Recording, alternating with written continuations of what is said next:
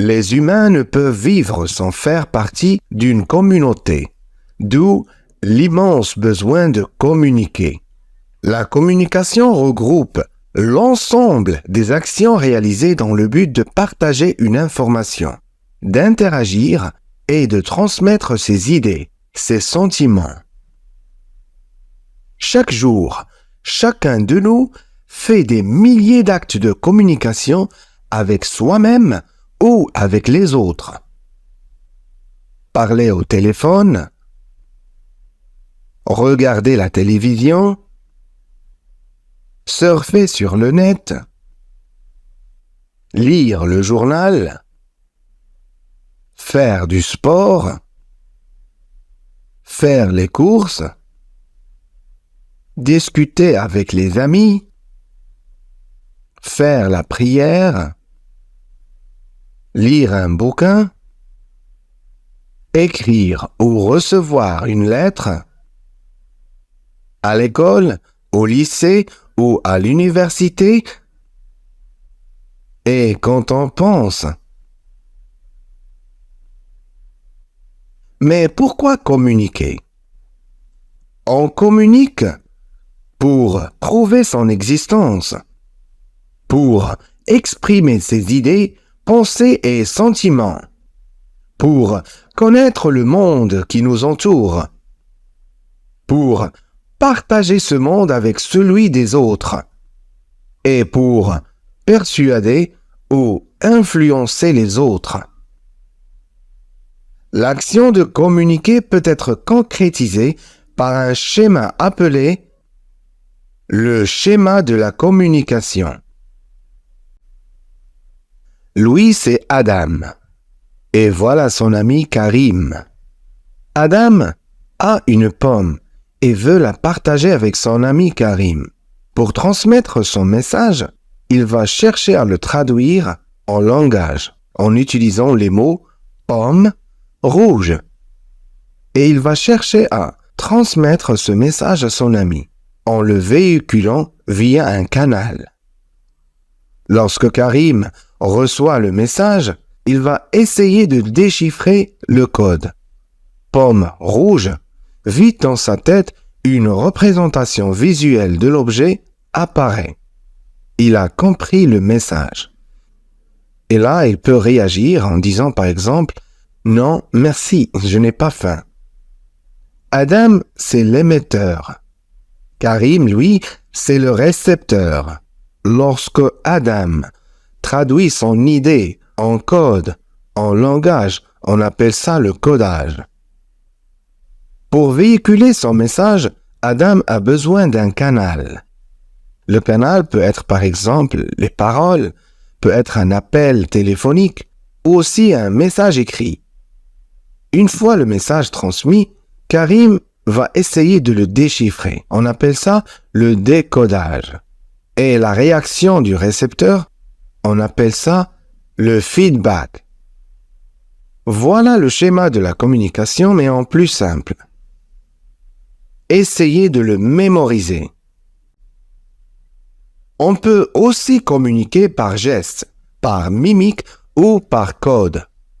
Plus le code utilisé est simple, et plus on a les mêmes référents, plus la communication est réussie.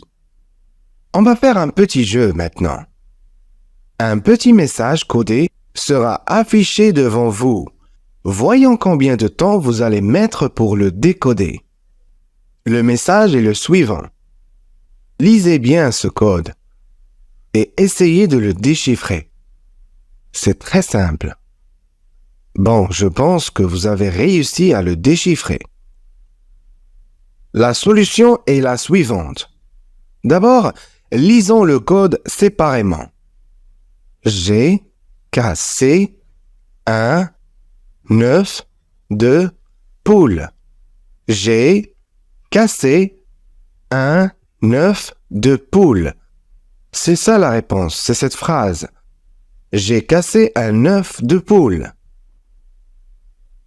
Les gens peuvent aussi communiquer en utilisant des gestes, des grimaces avec leur visage ou des mimiques. On va faire un autre jeu maintenant. 10 images de personnes qui expriment quelque chose vont être affichées devant vous. Pour chaque geste décodé en un mot au moins, vous gagnerez 1 point. 1. Que veut dire ça? La réponse, c'est non. 2. Que veut dire ça? La réponse, c'est dormir. 3. Que veut dire ça? La réponse, c'est silence. 4. Que veut dire ça? La réponse est souriez. 5.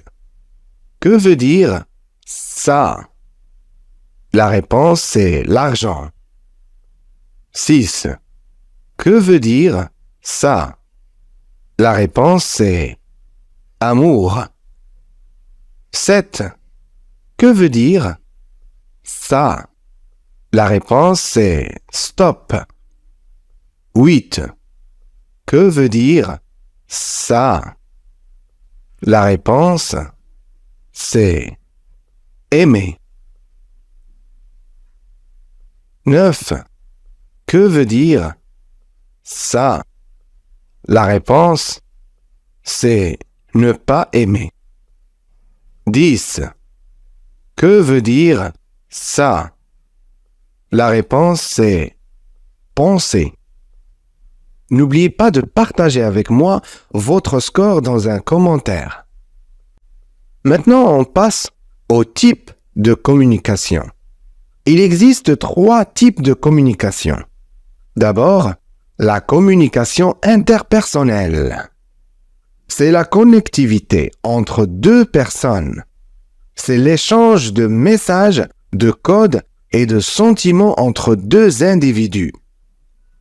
Exemple de communication interpersonnelle, la conversation entre 2 amis au café. Le deuxième type, c'est la communication de groupe.